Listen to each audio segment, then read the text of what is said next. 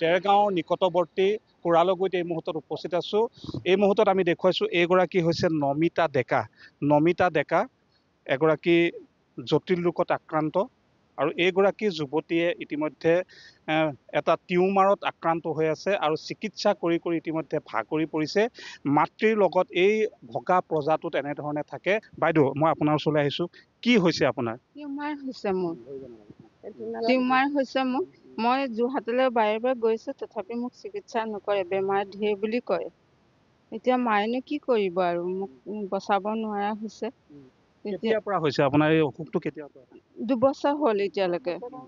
2 বছৰ হ'ল। হিমন্ত মামাক জনাইছোঁ যাতে মোক অকণমান হেৰি কৰিব পাৰে, সহায় কৰিব লাগে।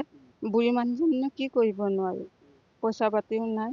ক'ত ক'ত আপুনি চিকিৎসা ক'ত ক'ত কৰিছে? যোৰহাটত কৰিছিলোঁ, গাইনীত কৰিছিলোঁ যোৰহাটত। এতিয়া মোক ডক্টৰে এতিয়া কৈছে বহুত বোলে প্ৰব্লেম ওলাই, সেইকাৰণে মই ভাল কৰিব নোৱাৰো, তেনেকে ক'লে।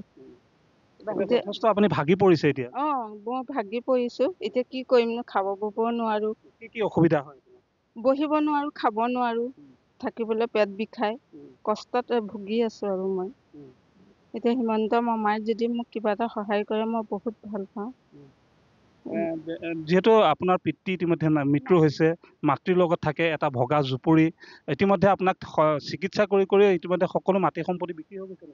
বিক্ৰী হৈ গৈছে চব।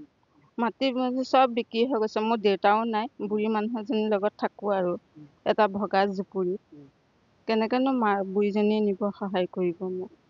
আপুনি যথেষ্ট এতিয়া কষ্ট পায়। বহুত কষ্ট পাওঁ, খাব বব নোৱাৰো, বহিব নোৱাৰো, খালেই বমি হয়, তাৰ বহুত পেট বিষায়, তেনেকে আছো আৰু প্ৰব্লেমত। পইচা পাতিও নাই, জীয়াই থাকিবলৈ মন গৈছে, এতিয়া কি কৰিম আৰু, পইচা পাতি হাতত নাই, এনেকে আছো। হিমন্ত মামাই যদি কয় কিবা এটা সহায় কৰে মই বহুত ভাল পাম আৰু। হয়, নিশ্চয়কৈ এই মুহূৰ্তত আমি নমিতা ডেকাৰ পৰা জানিবলৈ চেষ্টা কৰিলোঁ। যথেষ্ট কষ্টৰ মাজত সময় পাৰ কৰিবলগীয়া হৈছে। কেৱল মাতৃ আছে আৰু মাতৃয়ে ইতিমধ্যে চিকিৎসা কৰি কৰি সৰ্বশান্ত হৈ পৰিছে আৰু মাতৃৰ লগত আমি কথা পাতিবলৈ চেষ্টা কৰিম। মই আপোনাৰ ওচৰলৈ আহিছোঁ। আপোনাৰ কন্যা ইতিমধ্যে এটা জটিল ৰোগত আক্ৰান্ত, টিউমাৰত আক্ৰান্ত হৈছে। কি ক'ব, ক'ত ক'ত চিকিৎসা কৰিছে?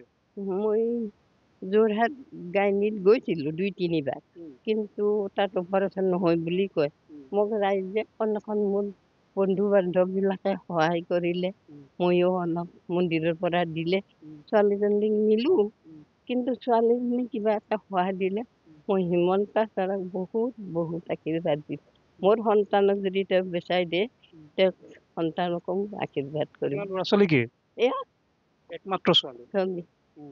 মই ছোৱালীজনীক বচাই দিলে মোক একো নালাগে। ডক্টৰে কি কয়? ডক্টৰে যেতিয়া চিকিৎসা কৰিয়ে থাকে, এইটো হ'ব নোৱাৰি, সেইটো হ'ব নোৱাৰি, পৰীক্ষা কৰিব নোৱাৰো, আমি গুচি আহোঁ।